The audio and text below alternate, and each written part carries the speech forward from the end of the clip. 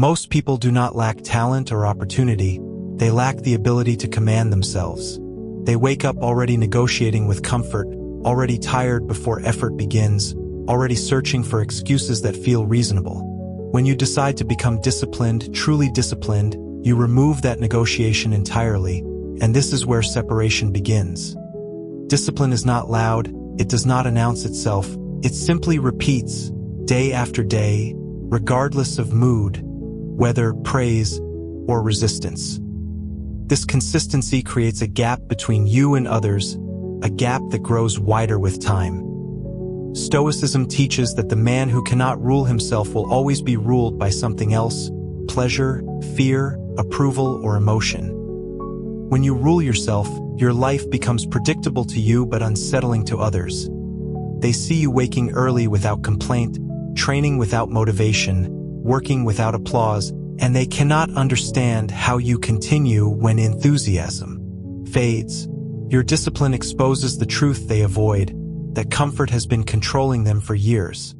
This is why disciplined men are often misunderstood, labeled rigid or obsessed, because society prefers flexibility when it serves weakness. The Stoic path rejects this softness. It demands structure, repetition, and restraint. Over time, your habits harden into identity, and identity shapes destiny. People around you begin to feel uneasy, not because you judge them, but because your existence quietly challenges their excuses. Discipline does not need to speak, it reveals itself through outcomes, through calm under pressure, through reliability when others disappear. The crowd senses that you are no longer driven by impulse, and impulse is how most people recognize one another. When that common language disappears, distance forms. Discipline makes you rare, and rarity always feels intimidating to those who chose comfort instead. Discipline without emotional control collapses under pressure.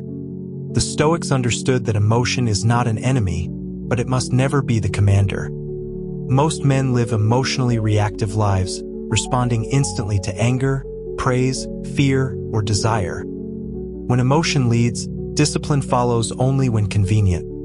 Stoic discipline reverses this order. Principle leads, emotion follows. You do not ask how you feel before acting, you ask what must be done. This detachment feels cold to emotionally driven people because they rely on expression to feel alive. When you remain calm while others react, when you do not defend yourself, when you do not raise your voice or rush to explain, your presence creates psychological pressure. Emotional control is built through exposure, discomfort, and restraint.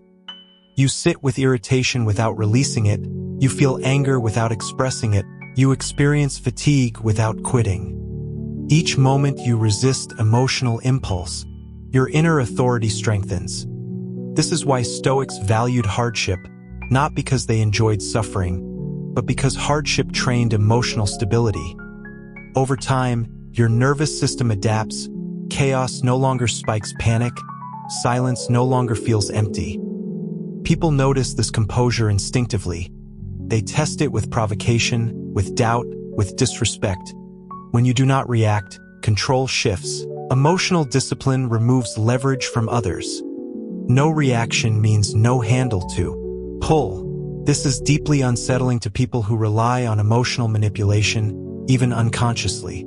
Your calm becomes intimidating not because it is aggressive, but because it cannot be influenced. Stoic discipline creates emotional immunity, a state where you feel fully but are ruled by nothing. This inner stillness is rare, and rarity again breeds fear. Consistency is the final transformation of discipline. Anyone can be intense for a week, motivated for a month, inspired for a season. Very few can remain consistent when nothing is exciting, when progress is invisible, when effort feels repetitive. Stoicism places supreme value on daily repetition because repetition builds trust with oneself. Every time you keep a promise to yourself, self-respect compounds. Over time, this internal trust becomes external authority. People sense. When a man does not lie to himself, you move differently, speak less, decide faster. Your actions carry weight because they are predictable and reliable. Consistency removes chaos from your life. Routines replace impulse, structure replaces confusion, and clarity replaces emotional noise. This stability makes others uncomfortable because it highlights instability in their own lives. They wonder how you keep going, how you stay disciplined without burning out, without complaining, without seeking reassurance. The truth is simple: discipline no longer costs you energy, it gives you energy. Decision fatigue disappears, self-doubt fades, and confidence becomes quiet. Stoic authority does not demand attention, it attracts respect through presence. When you do not chase approval, people offer it freely. When you do not seek validation, it loses power over you. Consistency transforms discipline into identity, and identity into dominance. Not dominance over others, but dominance over self. This is the most threatening form of power because it cannot be taken away. When people realize you are not driven by emotion, praise, or fear, they understand something has shifted. You are no longer easily influenced, delayed, or distracted. That realization creates fear, not because you are cruel, but because you are free. Ruthless self-command is not forged in public victories, but in private resistance, in moments where no one is watching and no consequence exists except self-respect. This is where most people collapse, because without external pressure, discipline feels optional. Stoicism rejects this weakness entirely. The Stoic understands that freedom is earned through obedience to self-imposed rules. You wake up when the alarm rings, even when no meeting waits. You train when the body begs for rest. You work when distraction whispers comfort. These moments accumulate quietly, stacking proof that you are not ruled by impulse.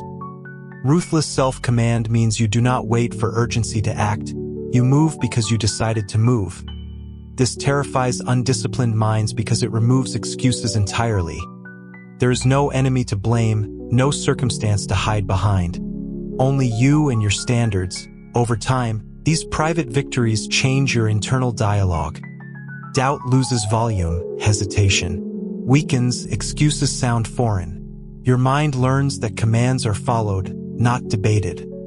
Stoics believe the mind must be trained like a soldier through repetition and structure. Structure eliminates chaos, and chaos is where weakness hides. People sense this internal order when they interact with you. Your words become fewer, your decisions sharper, your presence heavier. Ruthless self-command does not mean cruelty, it means clarity. You know what you tolerate and what you do not. Boundaries form naturally because you respect your own time and energy. This self-respect radiates outward. Others feel it and adjust their behavior instinctively. Manipulation fails, pressure loses grip, urgency does not rush you. The disciplined man moves at his own pace. That independence unsettles those who depend on external momentum. When people realize you cannot be rushed, distracted, or emotionally pulled, they feel powerless. Ruthless self-command creates a man who is internally governed, and anything internally governed is immune to chaos. Emotional immunity does not mean numbness, it means sovereignty. Most people outsource their emotional state to events, opinions, and other people. Praise lifts them, criticism breaks them, rejection derails them. Stoicism trains the opposite. You experience emotion fully but refuse to surrender control to it. This is where true discipline becomes visible. When insult does not provoke you, when stress does not panic you, when success does not inflate you, emotional immunity is built through deliberate restraint. You pause before reacting, you breathe before responding, you observe before deciding. Over time, reaction slows and awareness sharpens. The world loses its ability to hijack you. People test emotional immunity unconsciously. They provoke, criticize, withhold approval, attempt to pull reaction from you. When nothing works, discomfort grows. Emotionally driven people feel safest around predictable reactions. When reactions disappear, uncertainty replaces comfort. This uncertainty is often mistaken for fear. Stoics understood that fear arises when control is lost. Emotional immunity removes control from others entirely. No reaction means no leverage. This is why calm men are often labeled cold. Emotion is the currency of manipulation, and you have stopped spending it. Emotional immunity allows you to endure pressure without fragmentation. Stress no longer scatters your focus. Conflict no longer drains your energy. Silence no longer feels empty. Instead, silence becomes a weapon. Presence replaces performance. Your calm communicates strength without threat. Others sense that you cannot be shaken, embarrassed, or coerced. This creates distance, but also respect. Emotional immunity does not isolate you, it filters your environment. Only grounded individuals remain comfortable around emotional stability. Chaos drifts away. Stoic discipline was never about suppressing feeling, it was about mastering it. Mastery always looks intimidating to those still ruled by impulse. Quiet dominance is the final evolution of discipline. It is not imposed, it is recognized. You no longer need to assert yourself because your consistency already has. People trust your words because your actions have proven reliable. They follow your lead without instruction. They sense stability in your presence. Stoicism teaches that the strongest authority never demands obedience. It attracts it. Quiet dominance is built through years of repetition, restraint, and refusal to compromise standards. By this stage, discipline no longer feels like effort. It feels like identity. You are not forcing habits, you are expressing who you are. This identity creates psychological gravity. Others slow down around you, speak more carefully, listen more closely. Not because you intimidate them, but because certainty commands attention. Quiet dominance also means indifference to outcomes beyond your control. You act fully, but release attachment. Success does not excite you, failure does not define you. This emotional neutrality is rare in a world addicted to extremes. Rarity again creates unease. People do not know how to place someone who is unaffected by praise or pressure. Dominance emerges naturally when others sense you cannot be moved. Urgency does not rush you, fear does not sway you, pleasure does not distract you. This stability becomes leadership, whether you seek it or not. Stoics believed that power over self was the only power worth pursuing. All other power is temporary. Quiet dominance is permanent because it is internal. It cannot be taken, revoked, or challenged. When people realize your discipline is not performative, not situational, not dependent on circumstances, something shifts. Fear transforms into respect. Noise fades, chaos retreats. You do not chase influence, influence finds you. This is the end state of Stoic discipline. Not isolation, not aggression, but calm authority. The kind that never explains itself, never begs approval, and never breaks under pressure.